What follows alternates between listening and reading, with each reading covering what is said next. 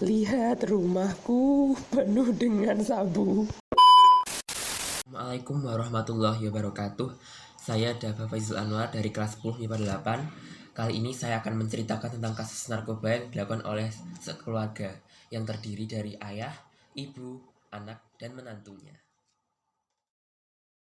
Ini berawal dari seorang petugas yang mencurigai Joko yang tak lain adalah bapak dari keluarga tersebut. Kemudian dilakukan penyelidikan selama 2 bulan dan membuahkan hasil sehingga Joko dapat tertangkap.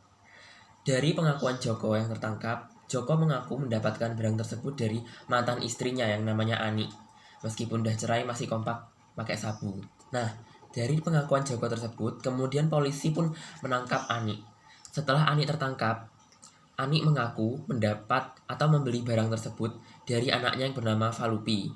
Nah, Falupi ini sendiri sebenarnya merupakan buronan polisi sejak 2 tahun yang lalu. Kemudian polisi pun segera menangkap Falupi dan suaminya yang bernama Eko di rumah.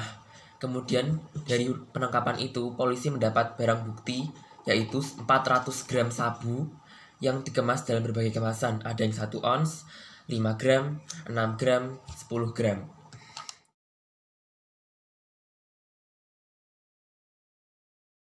Ini ditangani oleh polisi dan diperiksa secara intensif.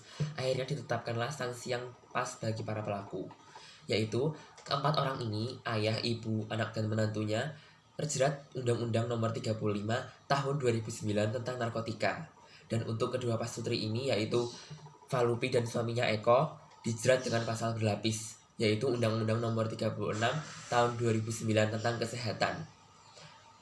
Pasal 114 ayat 2, Pasal 112 ayat 2, Pasal 132 ayat 1, Undang-Undang Republik Indonesia Nomor 35 Tahun 2009 tentang narkotika.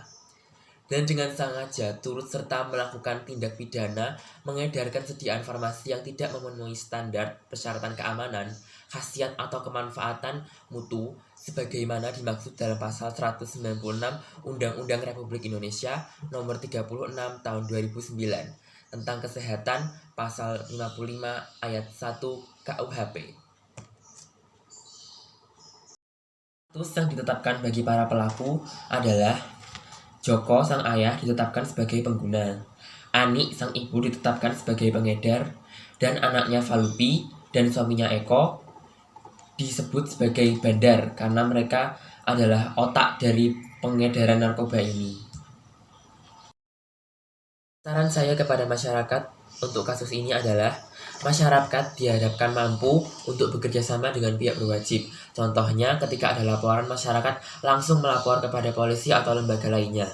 Kemudian mengedukasi keluarga agar terhindar dari bahaya narkoba, agar kita tidak jadi seperti orang yang di dalam berita tersebut. Kemudian kita juga harus memperbanyak wawasan dengan mengumpulkan informasi yang berguna. Contohnya seperti tanda-tanda orang pengguna narkoba, sehingga kita bisa melapor. Atau mungkin modus-modus penyelundupan narkoba, dan sebagainya. Sedangkan untuk pemerintah, saran saya adalah sebaiknya tanggap terhadap situasi dan laporan. Segera menindaklanjuti apapun yang terjadi di lapangan. Kemudian pemerintah juga sebaiknya menyediakan fasilitas rehabilitasi yang lebih efektif. Di Indonesia, kebanyakan rehabilitasi masih menggunakan rumah sakit jiwa, yang mana rumah sakit jiwa ini bisa menyebabkan stigma buruk bagi keluarga korban maupun korban sendiri, karena merasa seperti diperlakukan seperti orang gila. Kemudian, menegakkan hukum yang setimpal guna menimbulkan efek jera, agar tidak terjadi kasus-kasus lainnya.